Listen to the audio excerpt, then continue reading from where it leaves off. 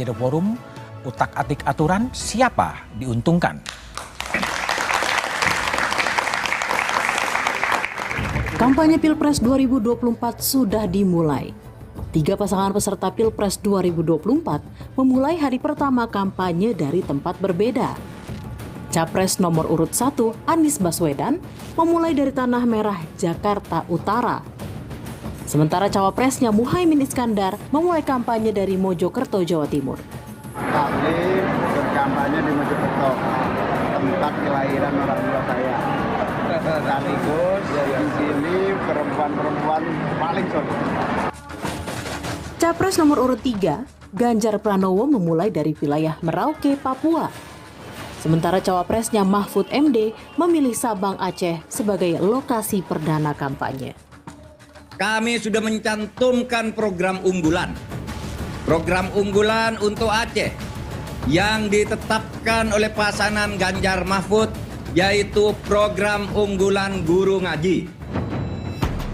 Hanya capres nomor urut 2, Prabowo Subianto, yang memilih absen di hari pertama kampanye karena masih menjalankan tugas sebagai Menteri Pertahanan dengan menghadiri rapat terbatas bersama Presiden Joko Widodo di Istana Bogor. Demikian juga cawapresnya, Gibran Raka Buming Raka, yang tetap bekerja sebagai Wali Kota Surakarta. Kantor biasa, minggu ini kami fokuskan untuk penyelesaian Solo Safari, Bali Kambang, sama persiapan semifinal dan final Piala Dunia. Kalau Pak Prabowo, Pak Prabowo hari ini? Dari 6 peserta Pilpres 2024, ada 1 capres dan 1 cawapres berstatus menteri aktif di Kabinet Presiden Jokowi dan 1 cawapres berstatus wali kota. Sesuai aturan baru yang diteken Presiden Jokowi, ketiganya tidak perlu mundur dari jabatannya.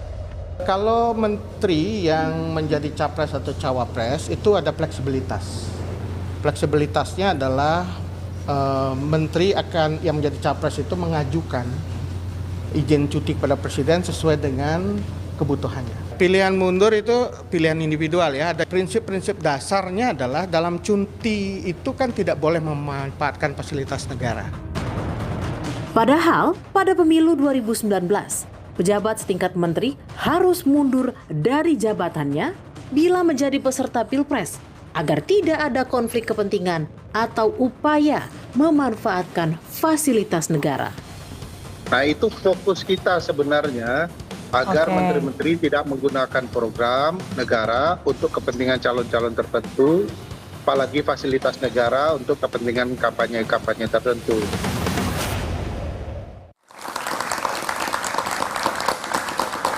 Utak-atik aturan siapa diuntungkan adalah tema Satu Meja The Forum malam ini. Di studio telah hadir dari ujung sebelah kanan Sudirman Said, co-captain Timnas Anies Muhaimin. Malam, Bang Dirmas, Mas Dirman. Lalu ada anggota Dewan Pakar TKN Prabowo Gibran, Aceh Hasan Sazili. Malam, Kang Aceh. Malam. Lalu kemudian ada Wakil Sekretaris TPN Ganjar Mahfud, Arwani Tomafi. Malam. Malam. Ada Aspinawati, aktivis pro-demokrasi, dan Mas Rumadi Ahmad, tenaga ahli utama kantor staf Presiden. Saya akan memulai diskusi dari Aswin. Aswin, Presiden Jokowi mengeluarkan PP 53 2003 yang mengizinkan pejabat negara tidak perlu mundur, cukup cuti, padahal 5 tahun lalu mengatakan harus mundur. Apa yang Anda lihat dari peraturan pemerintah ini sebetulnya? Ya, yang menarik kan sebetulnya ada perbedaan perlakuan untuk pegawai BUMN gitu ya. Jadi PP ini menempatkan orang yang lebih atas dapat lebih privilege, keistimewaan. Padahal yang semakin atas dia semakin punya banyak pengaruh. Kalau dalam bahasa korupsi itu perdagangan pengaruhnya akan lebih besar. Sedangkan yang pegawai harus mundur. Itu ya udah nggak adil. Cara berpikirnya menguntungkan yang atas. Itu yang pertama. Yang kedua sebetulnya kalau dia bikin itu dan menguntungkan lawannya mungkin kita akan ini orang kenapa ya gitu ya. Tapi kalau itu menguntungkan dirinya sendiri, itu kan jelas sekali ini adalah sebuah tindakan nepotisme. Dan jangan lupa sebetulnya pada tahun 99 ketika kita bilang udah kita kapok deh sama yang korup-korup gitu, yang nepotis-nepotis. Ada undang-undang untuk menghentikan nepotisme. Dan nepotisme yang diancam dengan pidana tidak perlu harus ada korupsinya. Jadi nepotisme sendiri nggak ada keuntungan uang itu sudah jadi tindak pidana. Pertanyaannya, apakah polisi dan jaksa akan menindaklanjuti itu? Nggak mungkin dong, gitu. Kalau dari silong itu Dinal ya, kalau pemilu sebelumnya harus mundur, sekarang cukup cuti. Apa yang Anda baca dari kurun waktu itu? Iya, pertama kan kalau inkonsistensi itu kan menunjukkan ada sesuatu di belakangnya ya. Oke. Inkonsistensi dan saya pikir mungkin kalau kasus ini dipaparkan ke anak SD, ini ada presiden nih, kemudian anaknya mau jadi calon presiden, dia bikin aturan baru yang untuk anaknya. Menurut kamu apa? Anak SD saya pikir juga paham, jadi mungkin nggak perlu ditanya ke kita.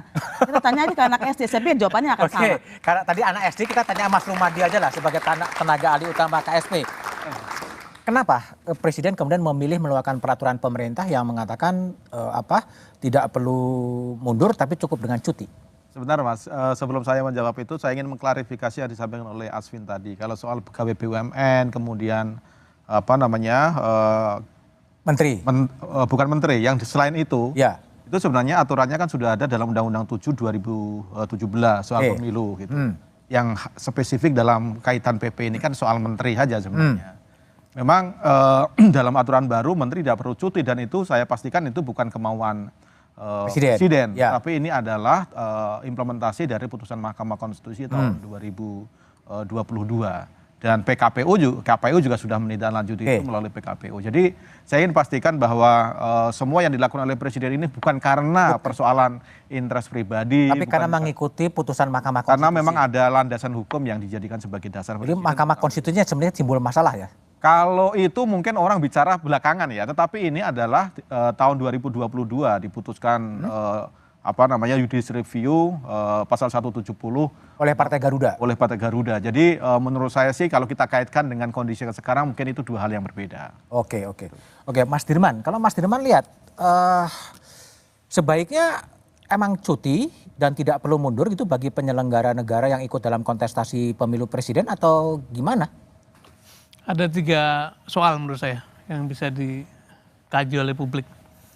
Tentu ini saya subjektif karena saya bagian dari kontestasi ini, Ya. tapi alhamdulillah dua pasangan ini tidak punya soal dalam urusan ini kan. Soal pertama adalah tadi konflik of interest. Terutama karena kebetulan yang menjadi subjek dari peraturan itu adalah orang-orang yang punya kuasa, punya jabatan. Kalau hanya statusnya cuti, dia masih bisa menggerakkan pasukannya, bisa menggunakan fasilitasnya, bisa menggunakan otoritasnya lah untuk melakukan apa-apa yang menguntungkan.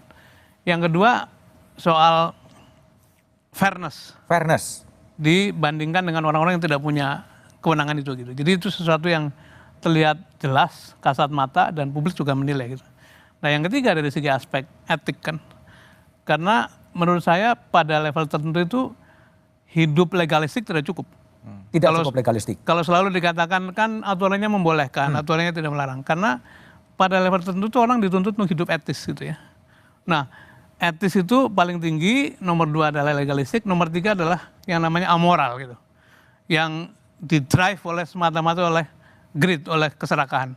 Kalau dia mau, dia melakukan apa saja. Nah, kita khawatir, tadi dikatakan oleh Asvina juga, kita khawatir makin hari itu kita mengarah pada degradasi standar, pada penurunan standar. Jadi boro-boro sampai etik, hukum pun dilanggar gitu. Jadi akhirnya seluruh tindakan kita itu semata-mata karena aku mau begini, maka aku bikin peraturan yang baru supaya aturannya memungkinkan saya berbuat begini. Nah, ini yang menurut saya perlu kita waspadai. Jangan sampai kita masuk ke dalam level seperti itu gitu. Baik, oke. Kang Aceh, fairness, ada asas fairness yang kemudian Mas Dirman katakan agak mengganggu sebetulnya karena punya power dan gimana, Kang Aceh? Ya, kita ini kan bernegara juga ada aturannya. Ya. Aturan. Dan aturan yang kita buat tentu dengan berbagai pertimbangan. Apa yang tadi dijelaskan oleh Mas Rumadi terkait dengan munculnya PP nomor 53 tahun 2023 ini kan sebetulnya adalah sebagai turunan dari keputusan Mahkamah Konstitusi tahun 2022. Ya. Artinya apa? Artinya ya kalau presiden tidak menjalankan dan menurunkan keputusan PP nomor 53, iya salah juga. Itu artinya bahwa presiden juga tidak taat terhadap konstitusi gitu. Jadi karena itu orang boleh saja menilai terhadap berbagai kebijakan-kebijakan tersebut ya. Tapi tentu kita pun juga dalam melakukan sebuah kebijakan tersebut ya harus ada dalam tata aturan yang telah disepakati dalam konteks hukum kita. Meskipun tidak melanggar hukum, apakah Pak Prabowo dan Gibran pilihan individunya akan mundur saja? Kalau ada kesempatan untuk memberikan dan melayani kepada masyarakat dengan mandat yang diberikan kepada misalnya Pak Prabowo untuk tetap menjadi Menteri Pertahanan dan juga Mas Gibran sebagai wali kota, tentu kita harus memilih itu. Memilih untuk tetap bertahan? Memilih untuk bertahan karena bagaimanapun tentu tugas untuk melayani masyarakat sesuai dengan kewenangan yang dimilikinya baik sebagai Menteri Pertahanan maupun sebagai wali kota ya tetap akan dipertahankan gitu loh. Jadi karena itu maka seperti yang tadi kita saksikan di dalam kampanye pertama yang dilakukan oleh pasangan kami, ya Pak Prabowo lebih memilih untuk tetap menjadi Menteri Pertahanan karena tugas yang diberikan masih cukup harus dilaksanakan oleh beliau. Sementara Mas Gibran ada tugas kita menyangkut dengan bagaimana memastikan Piala Dunia di Solo bisa berjalan dengan baik gitu. Soal kampanye kita punya tim, ada TKN, ada TKD, ada relawan yang bisa bekerja tanpa harus melanggar aturan. Tidak kampanye bukan karena keyakinan menang ya? Enggak ya? Ya saya kira publik bisa menilai. Tapi yang jelas bahwa tidak kampanye pun menang kira-kira gitu ya? Ya enggak lah, kita tetap harus tidak boleh jumawa kan. Gak boleh jumawa. Oke, baik. Pak Mas Arwani, pola posisi Pak Mahfud sebagai Menko Polhukam, sebaiknya tetap pada ngambil posisi cuti sesuai dengan PP atau mengambil sebuah pilihan moral, udahlah saya mundur saja daripada ada dugaan-dugaan konflik kepentingan apapun juga. Ya ini kan dinamika atau proses ya perkembangan dari demokrasi yang kita harus jalani bersama ya. Gimana ada tantangan bagi para kontestan ya dalam hal ini capres cawapres nantinya juga di pilkada untuk bagaimana menjalankan formula baru, formula di mana mampu menegakkan aturan, mampu betul-betul menjaga etika bernegara sebagai pimpinan, sebagai menteri, sebagai pejabat, betul-betul ya fairness-nya dijaga, betul-betul pelayanan publik aparat-aparat di birokrat itu juga tetap berjalan tanpa ya, melakukan upaya-upaya tadi misalnya memperdagangkan pengaruh dan sebagainya. Ini satu tantangan demokrasi bagi kita.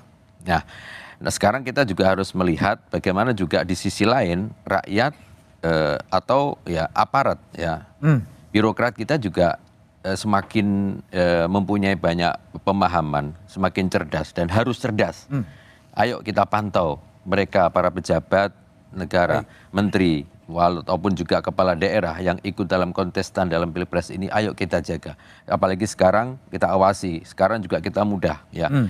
Para aparat birokrat jangan mau ditekan-tekan ataupun diancam atau mungkin juga disuruh untuk ikut dalam kepentingan politik pimpinannya. Yang nekan ada ya?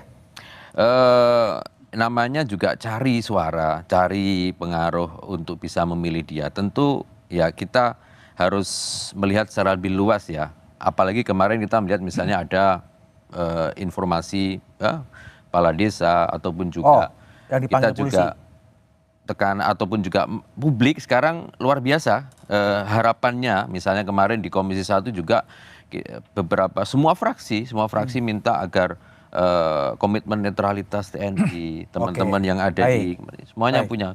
Tapi bagaimana kemudian membangkitkan rasa ingin tahu publik untuk mengawasi jalannya pemilu, kita bahas setelah jeda berikut ini.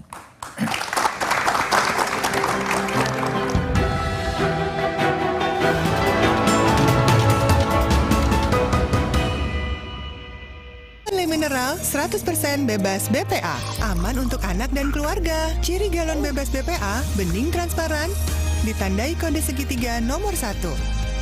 Galon Le Mineral, untuk sehatnya keluarga. Minum Renovit, dilengkapi dengan 12 vitamin dan 13 mineral, siap bantu jaga kesehatan tubuh. Siapkan Renovit, siapkan dirimu selalu. Renovit, siap jaga kesehatan. Produksi Konimax. Mitsubishi X-Force. Bring joy to life. Go for new excitement. Mitsubishi X-Force, Infinite Excitement. Aku pikir semua air mineral itu sama. Le mineral itu beda. Le mineral memang berbeda. Setiap tetesnya mengandung mineral esensial seimbang yang penting untuk tubuh dan juga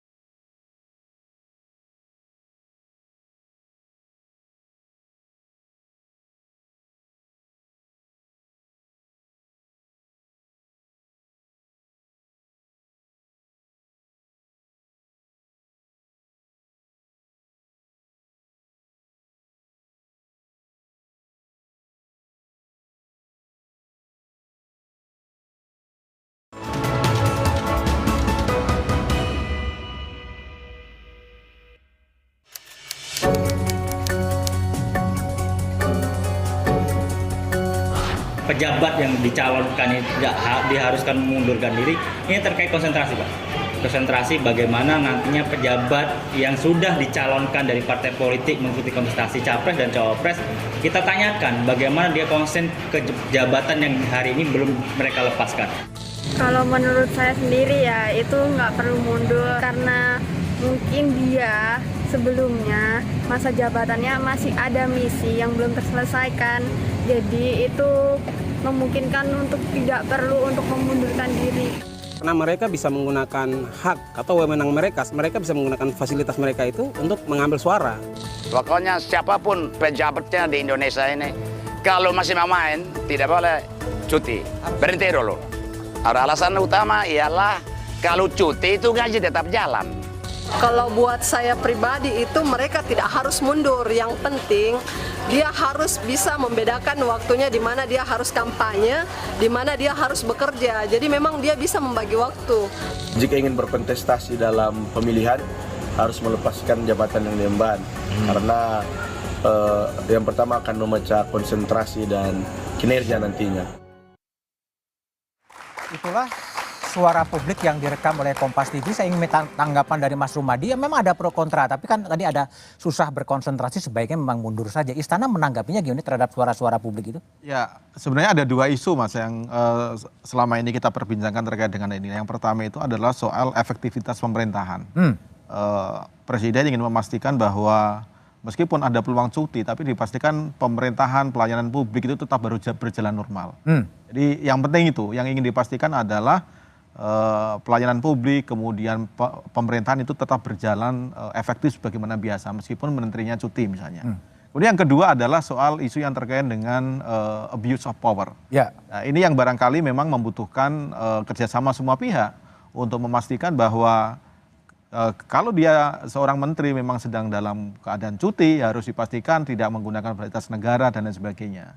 Yang ini yang memang mekanisme untuk cuti sudah ada sedemikian rupa. Kalau menteri harus melalui. Tapi yang ngawasi siapa, Mas? Yang mengawasi kita semua masyarakat. Saya kira dalam komposisi sekarang ini kan semua calon kan ada yang di dalam kementerian. Saya kira ini juga menguntungkan kita supaya masing-masing calon ini juga mengawasi satu dengan yang lain. Diawasi itu dilempar kemana hasil pengawasan itu? Tidak ada yang pasti. Mekanismenya ada di dalam kementerian, tetapi untuk pengawasannya seperti apa, ini memang membutuhkan kerjasama semua pihak. Saya kira masyarakat juga perlu, misalnya ada pejabat yang dalam keadaan cuti tapi menggunakan fasilitas negara, itu memang harus kita bersama-sama untuk menyuarakan bahwa ini ada abuse dan lain sebagainya. Oke, baik. Aswin, tadi ada Mas Rumadi mengatakan ya silakan masyarakat mengawasi kalau memang ada pelanggaran-pelanggaran terjadi. Tapi yang sering terjadi kan tiba-tiba muncullah bantuan A, bantuan C, bantuan D ke arah publik untuk mengarahkan kepada pilihan-pilihan tertentu. Betul, dan kemudian kalau ada yang lapor, diintimidasi, sulit. Gitu. Tapi saya menarik tadi yang pernyataan Mas Rumadi. Saya mengecek ya, ternyata putusan itu kan 31 Oktober 2022. Pak Anwar Usman, Ketua MK menikah dengan tanggal 26 Mei 2022. Apa kaitannya? Tentu saja itu bisa sangat terlihat. Jadi sebetulnya dari awal sudah ada relasi nepotisme di sana, dan menurut saya sebetulnya perlu masyarakat mengadukan kembali jangan-jangan pelanggaran etik bukan yang kemarin saja. Karena orang biasanya bertindak itu sesuai dengan pola. Dan artinya mungkin saja pola yang kemarin sudah diberikan hukuman oleh Majelis Etik itu, MKEK, bisa terjadi juga. Nah itu yang pertama. Yang kedua sebetulnya saya mau mengatakan persis tadi. Kalaupun aturannya mengatakan begitu, aturannya mengatakan begini putusannya. Dia tidak bertentangan apabila mendapatkan izin. Pertanyaannya kan apakah Menteri Dalam Negeri, Gubernur tidak akan mengizinkan dan ditembuskannya ke Departemen Dalam Negeri gitu, dan berjenjangan. Pertanyaan menarik, apakah nanti yang ditembuskan mau memveto, udah berhentiin aja nih anak saya jangan begitu, nanti saya, itu kan yang menarik. Jadi menurut saya sebetulnya publik bisa menguji apakah pimpinan kita ini memang memanfaatkan celah hukum atau tidak, atau bahkan men-setting hukum sejak awal. Yang ketiga dari terakhir, yang soal ini Mas. Kalau kita bilang jangan bertentangan dengan konstitusi, loh bukankah Pak Presiden kita yang terhormat sudah bertentangan dengan konstitusi? Pertama, beliau membuat Undang-Undang Ibu Kota Nusantara dengan mengatakan tanah adalah milik otorita. Padahal di konstitusi mengatakan itu menguasai. Oh ya, tapi itu artinya Omnibus Cipta Kerja, Perpu juga melanggar MK. Jadi kalau buat kepentingan boleh kok. Kenapa kalau buat yang ini kemudian kita berargumen jangan bertentangan dengan putusan MK, jangan bertentangan dengan Undang-Undang Dasar. Di tempat yang lain sudah bertentangan kok. Oke, baik. Kang Aceh, jadi kalau Kang Aceh lihat ini gimana ya mencegah agar tidak terjadinya abuse of power atau penyalahgunaan wewenang ketika menteri atau wali kota atau siapapun itu untuk mendapatkan keuntungan elektoral. Gimana mencegahnya? Iya, pertama tentu yang harus kita pastikan adalah bahwa ya sekarang era demokrasi. Era demokrasi. Di mana masyarakat bisa melakukan pengawasan. Di samping memang sistem kita itu kan menunjukkan bahwa ada KPU, ada Bawaslu, ada DKPP, dan tentu civil society sendiri yang bisa mengawasi proses bagi jalannya sebuah pemilu yang demokratis sesuai dengan ya kesempatan untuk kita semua. Yang kedua, saya kira kalau kita lihat kontestasi hari ini ya, yang punya akses terhadap kekuasaan kan bukan hanya pasangan nomor 2. Ya, pasangan nomor 1. Saya kira juga bagaimanapun ada bagian dari anggota kabinet ya di dalamnya.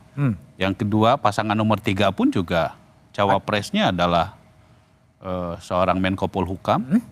Ditambah lagi dengan menteri-menterinya Menkumham juga. Ya, semuanya ikut? Semua pada ikut. Dan yang paling penting lagi bahwa kita ini kan desentralisasi. Semua partai politik ini memiliki kepala daerah. Memiliki misalnya, kayak misalnya di dapil saya di Kabupaten Bandung. Itu bupatinya itu bukan hanya didukung, tapi dari partai pendukungnya Pak Sudirman juga. PKB. Dari PKB, ya kan? Semua, coba kita lihat. Jadi sesungguhnya mekanisme kontrol di dalam konteks politik internal pun itu ada yang terus melakukan pengawasan.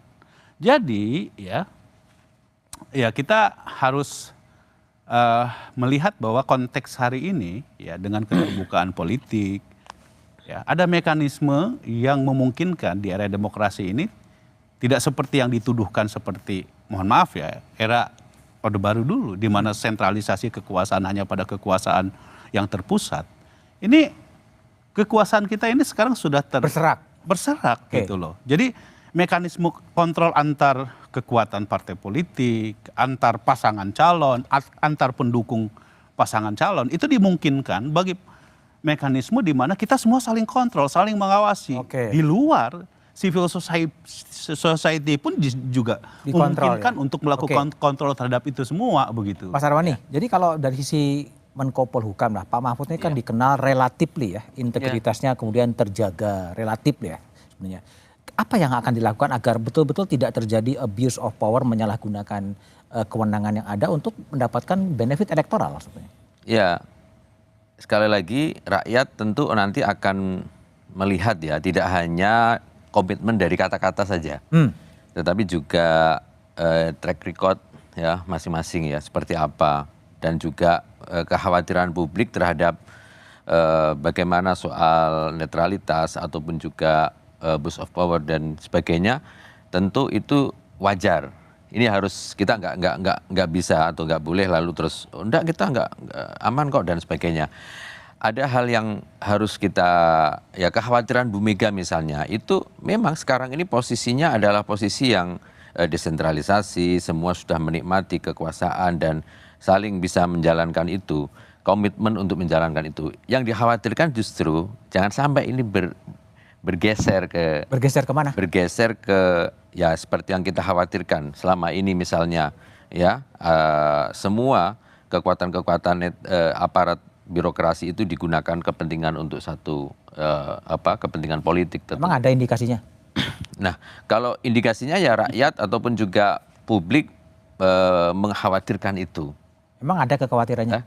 Ya kita lihat kekhawatiran itu seperti juga yang tema malam ini juga salah satu indikator ya mungkin kekhawatiran itu. Jadi ini tantangan sekali lagi mulai dari pemerintah pusat ya di mana ada kepala daerah lalu Bapak Presiden di mana ada menteri.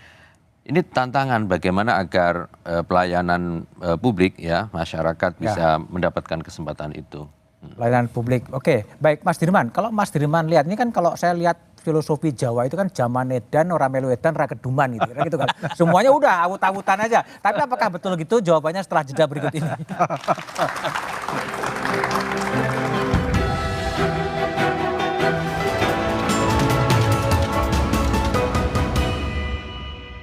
Galon Le Mineral 100% bebas BPA.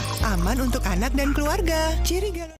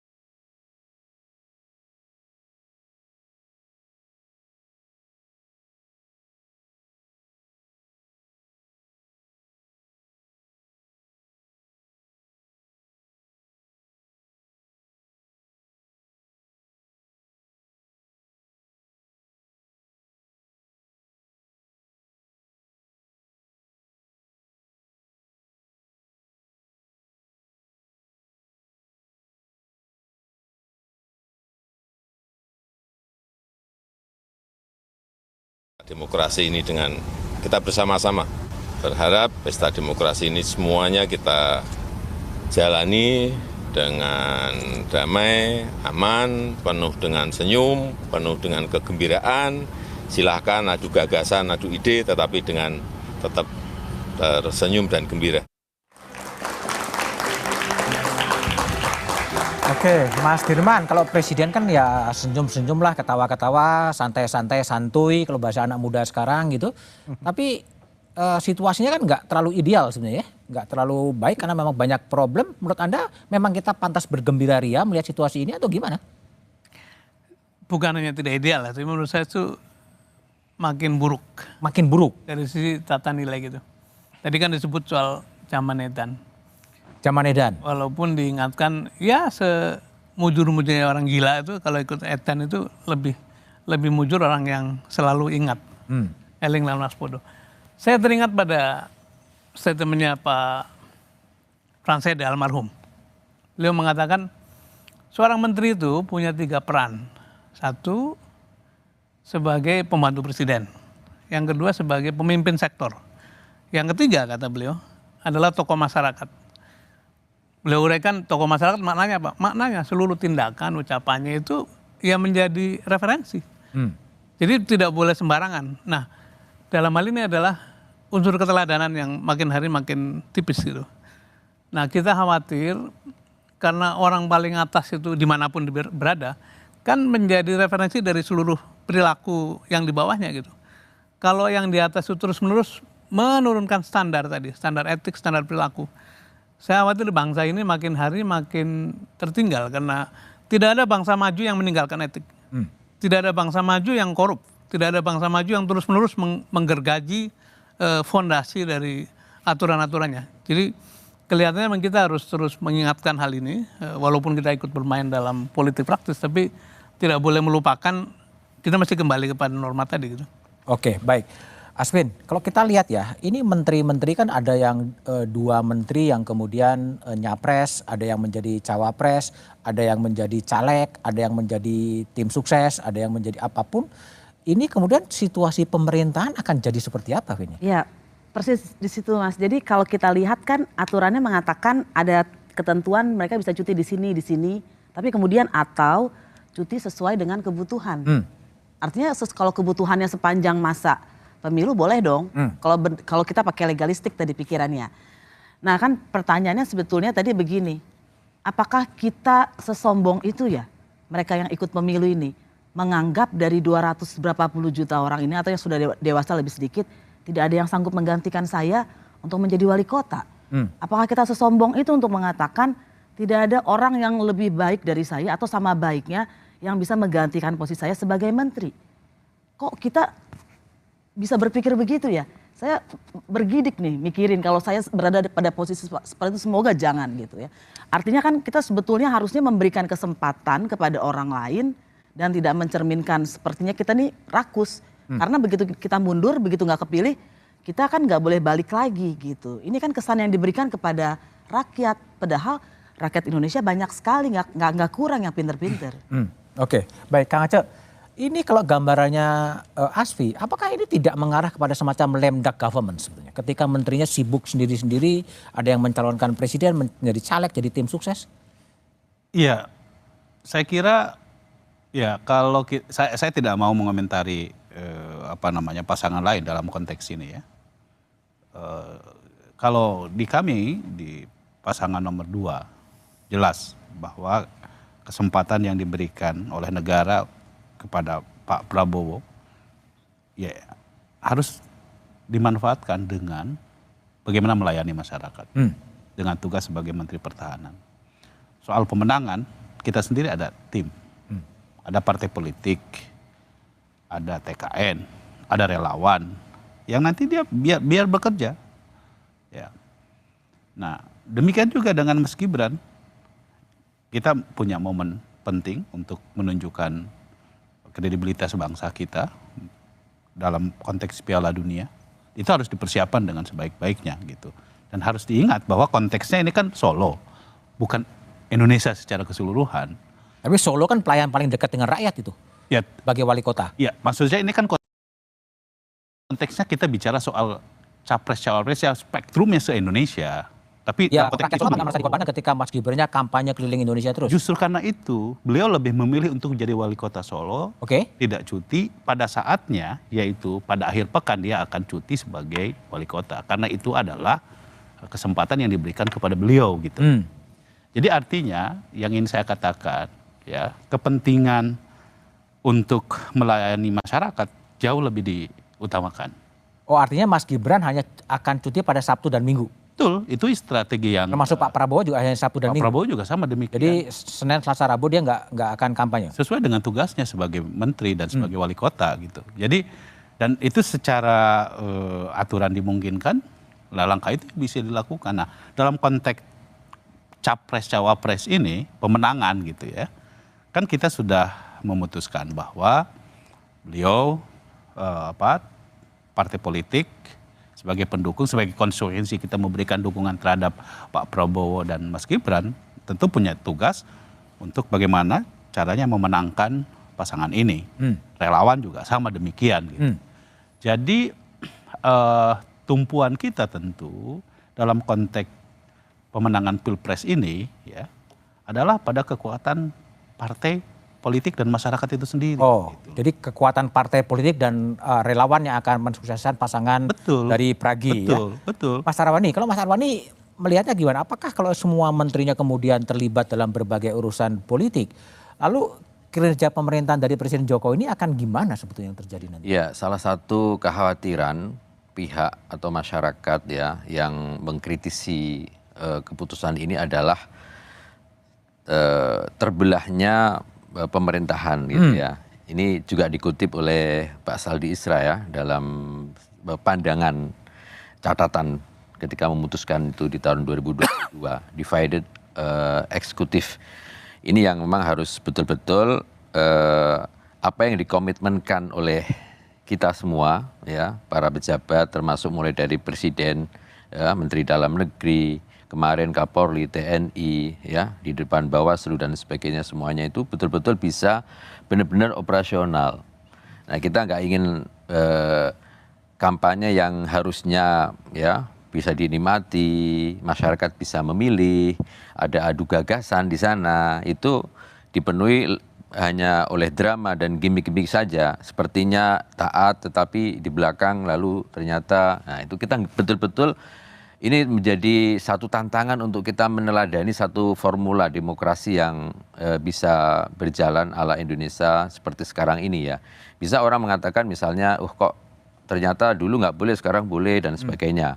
Oke lah, tetapi di satu keputusan tertentu pasti ada hikmahnya, ada satu tantangannya untuk satu kebaikan demokrasi, untuk satu kebaikan bagaimana kita memilih pemimpin ke depan. Apa itu? Salah satunya adalah konsistensi antara pernyataan, komitmen dengan tindakan di lapangan. Sekarang konsisten? Ya, mari kita sama-sama awasi, kita sama-sama rakyat juga punya hak untuk itu, tidak hanya ada di Bawaslu, DKPP, ya, KPU, aparat dan sebagainya.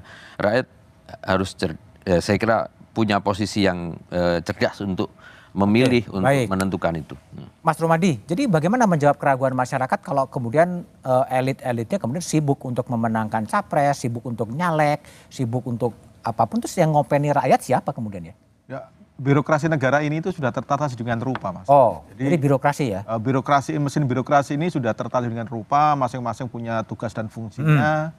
Kemudian pembagian fungsi ini sudah berjalan sedemikian rupa. Jadi saya yakin menteri juga ngerti apa yang harus dilakukan oleh menteri, tugas-tugasnya apa, termasuk ketika beliau mengambil cuti misalnya, hal-hal yang perlu dipersiapkan apa, saya yakin menteri-menteri yang memang harus mengambil cuti itu sudah tahu apa. Jadi artinya tidak perlu khawatir lah ya bahwa pemerintah tidak perlu terlalu khawatir. Bahkan kami di kantor staf presiden diberikan arahan oleh pimpinan bahwa justru pada saat-saat seperti ini kantor staf presiden harus mengontrol secara lebih detail terhadap persoalan-persoalan yang memang menjadi tugas dan fungsinya menteri-menteri, terutama menteri yang mengambil cuti pada masa-masa kampanye. Jadi meskipun di staf presiden juga ada 8 orang yang juga ikut dari tim sukses ya?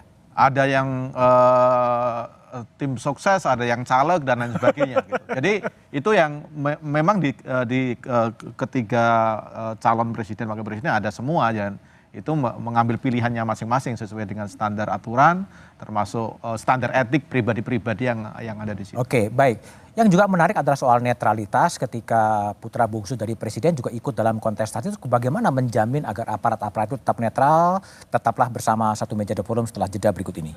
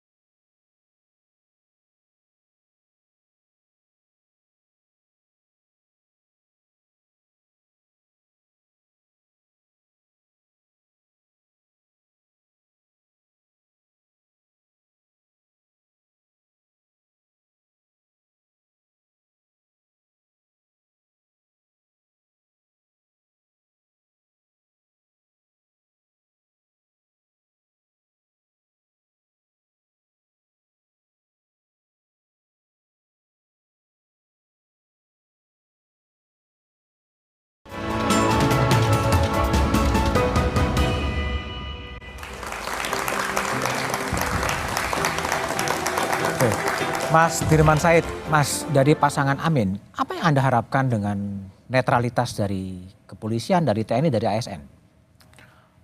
Secara public statement kita sering mengatakan yang dibutuhkan Anies dan Muhaimin itu satu saja, demokrasi yang benar gitu. Demokrasi yang benar? Artinya aturan mainnya dijalankan, aparatnya netral, pemilu penyelenggaranya profesional. Itu insya Allah siapapun yang menang, kalaupun siapapun yang menang, itu akan diterima masyarakat. Jadi memang kita punya harapan besar bahwa ya tadi kita bicara panjang lah soal. Yang paling berat kan begini, kalau wasit sudah merangkap pemain itu kita punya harapan apa? Apalagi kalau gawangnya digeser-geser kan, gawangnya digeser, itu gimana gitu. Jadi ini satu keadaan yang sebetulnya sangat memprihatinkan ya dari sisi suasana demokrasi kita. Prosedurnya sangat baik, kita hargai itu. Tapi begitu sampai pada perilaku para pemainnya itu ada upaya-upaya untuk terus-menerus menggerogoti standar. Dan itu sebetulnya sangat disayangkan karena kita sebagai negara besar gitu hanya mungkin dikelola dengan demokrasi. Baik. Karena keragamannya begitu tinggi, kemudian penduduknya besar sekali, banyak sekali. Jadi karena itu kita harus terus berupaya untuk kembali menyehatkan demokrasi. Prosedurnya sudah baik, mari kita isi dengan perilaku-perilaku baik. Yang baik juga. Dan dengan itu insya Allah akan menghasilkan juga hasil yang baik. Kang Aceh, ini menarik. Wapres sih minimal 2 kali dalam catatan saya. Yang pertama adalah semua harus bermain bersih. Lalu yang kedua di kunjungan luar negeri mengatakan netralitas jangan hanya slogan. Ya. Apa dibalik pernyataan itu?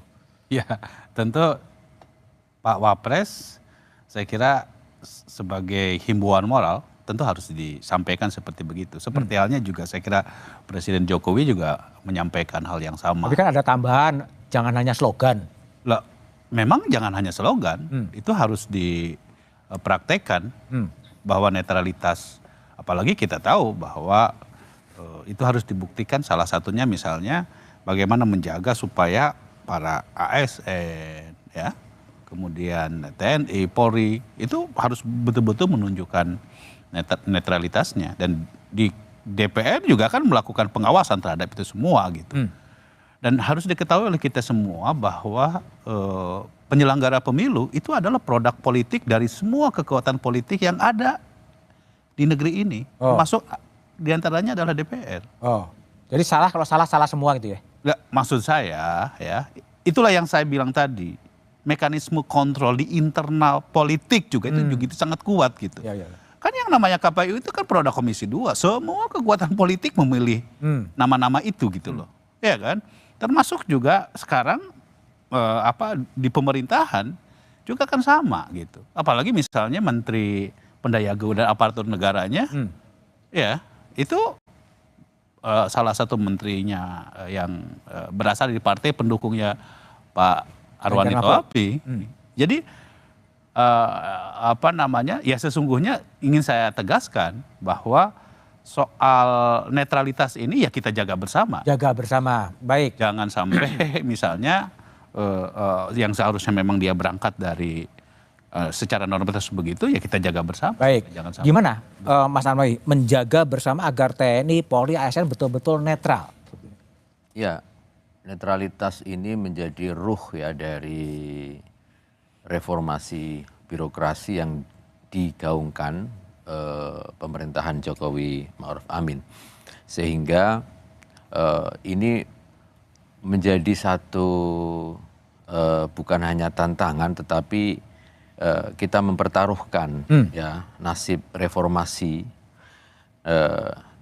yang selama ini menjadi kebanggaan kita, di mana rakyat semua mempunyai kesempatan yang sama, ruang yang sama, sehingga kalau kita dengar ada masyarakat yang khawatir, ya jangan sampai setback, reformasi kembali, ya. Lalu kita ke situasi seperti di Orde Baru, di mana kami di P3 waktu itu juga merasakan betapa ya aparat-aparat birokrasi juga tidak netral dan sebagainya.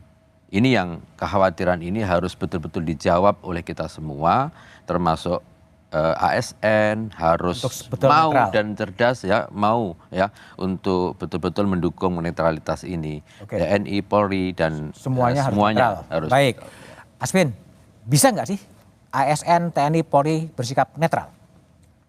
Ya, saya ingat dulu guru saya bilang begini, ada seorang pimpinan, dia matiin dulu lampu atau apapun itu, penerangan, karena dia mau ngomong yang bukan untuk urusan negaranya. Pertanyaan saya, apakah ketika para calon ini cuti Sabtu Minggu, ketika Senin sampai Kamis sampai Jumat, dia nggak berhubungan dengan timnya? Apakah dia nggak menghabiskan energinya Sabtu Minggu untuk istirahat sehingga energi dia di Senin sampai Jumat sudah berkurang? Yang mau saya katakan sebetulnya kampanye itu kan agar orang mengenal. Ketika dia buka acara, bukankah dia mendapatkan keuntungan dari situ? Yang mau saya katakan secara etis sudah tidak ada netralitas. Dan persis penyebabnya seperti kata Kang Aceh tadi. Karena ini adalah politik elit. Karena semua 3 calon itu sedikit atau banyak, semua punya menteri, semua punya kepala daerah gitu. Nah jadi menurut saya begini, kalau kita mau menyelesaikan persoalan ini, meskipun sekarang udah terlanjur mungkin ya, pemilu ke depan rakyat Indonesia itu harus protes, harus berani dan mau mengatakan kita sudah menempuh jalan ini, yaitu jalan politik elit di mana orang yang bisa menjadi calon presiden, yang bisa menjadi gubernur, itu semua pasti punya terah, punya uang. Sekarang kita kepingin lihat seperti di Bolivia ada petani, ada serikat buruh, bisa gak mereka membawa perubahan? Kalau ternyata nggak bisa juga, kita ketemu jalan yang ketiga, tapi harus dicoba. Masa kita udah gagal berpuluh-puluh tahun dengan politik elit, kita lakukan lagi begitu. Oke, baik, Mas Rumadi, gimana istana dan bisa menjamin agar Pak Jokowi juga betul-betul netral ya, meskipun putra sulungnya Mas Gibran berpasangan dengan Pak Prabowo, gimana menjamin netralitas itu? Ya, jaminan itu kan pertama-tama apa yang beliau sampaikan. Ya, pernyataan presiden berkali-kali menyatakan bahwa aparatur negara harus netral, TNI Polri harus netral segala macam, itu adalah langkah awal. Cukup. Langkah awal untuk memastikan bahwa netralitas itu terjaga. Kemudian yang kedua, pemerintah juga sudah menyiapkan berbagai macam kanal yang bisa dilakukan kalau melihat misalnya ada ASN atau TNI Polri tidak netral, itu ada kanal-kanal yang bisa digunakan untuk membuat laporan. Misalnya kalau ASN di KASN, lapor kasn.go.id, itu bisa ada kanal yang bisa digunakan untuk melapor. Tapi dibuka kan? Dibuka. Bahkan KASN dengan Bawaslu juga sudah membuat kanal khusus kerjasama antara KASN dan Bawaslu untuk membuat kanal-kanal yang memungkinkan masyarakat itu memberikan pengawasan kalau ada ASN misalnya yang dicurigai tidak netral dan lain sebagainya. Dan saya kira arahan-arahan presiden kepada kepala daerah, termasuk PJ kepala daerah, juga tegas menyampaikan itu. Jadi menurut saya dari sisi ini komitmen sudah ada dan masyarakat semuanya saya kira juga memang perlu terlibat untuk memberikan pengawasan supaya pemerintah ini berjalan dengan baik, dan kita semuanya juga saya kira juga punya kepentingan supaya demokrasi yang kita lakukan ini kualitasnya semakin hari semakin baik. Makin baik. Tidak hanya menjadi ritual 5 tahunan yang menguras energi kita, tetapi tidak menjadikan bangsa kita semakin maju di masa-masa yang akan datang. Oke, baik Mas Rumadi, Mbak Aswin, Mas Mawi, Kang Aceh dan Mas Firman. Mundur atau tidaknya penyelenggara negara yang berkontestasi dalam pemilu presiden tak bisa sepenuhnya diserahkan pada dimensi formalitas belaka. Sesuatu yang sepertinya legal dan formal belum tentu sesuai dengan prinsip kepatutan dan etika penyelenggara negara. Dimanapun kekuasaan itu cenderung disalahgunakan. Mundur atau cuti sebagai penyelenggara negara adalah pilihan etis dan moral. Jangan sampai rakyat menjadi korban. Demikian Satu Meja The Forum malam ini. Tetap saksikan Kompas TV untuk mengupdate informasi terkini seputar pemilu 2024 hanya di Kompas TV, independen, terpercaya. Sampai jumpa pekan depan. Selamat malam dan terima kasih.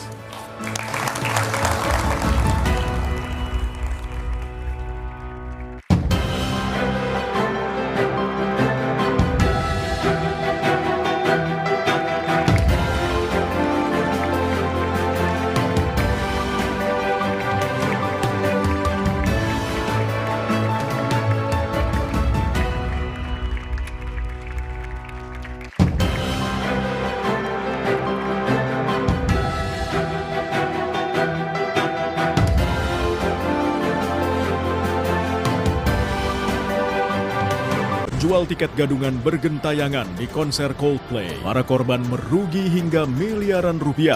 November itu udah mulai hilang-hilangan, chat nggak bales, tapi setiap ditanya tiket aman, jawabnya aman. 1,138 M, 238 tiket. Pada saat hari H ternyata semua itu adalah fiktif. Tiketnya pun tidak bisa ditukarkan di pihak penyelenggara. Kenapa selalu terjadi? Karena mungkin tidak ada regulasi yang mengatur ini. Sasaran, Rabu 29 November, pukul 10:30 malam di Kompas TV. Sesaat lagi, Anda akan menyaksikan Kompas Malam yang didukung oleh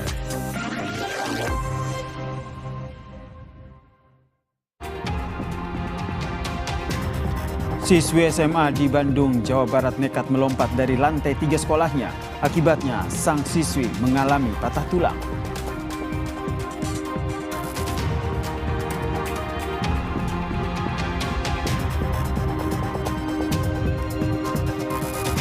Luhut Binsar Panjaitan terlihat menangis bahagia saat menghadiri pelantikan menantunya, Maruli Simanjuntak, sebagai Kepala Staf TNI Angkatan Darat.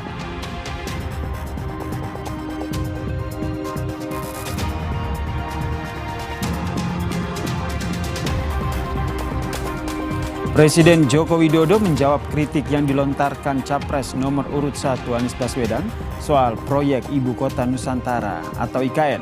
Joko Widodo menyebut IKN justru untuk mengatasi ketimpangan ekonomi di Indonesia.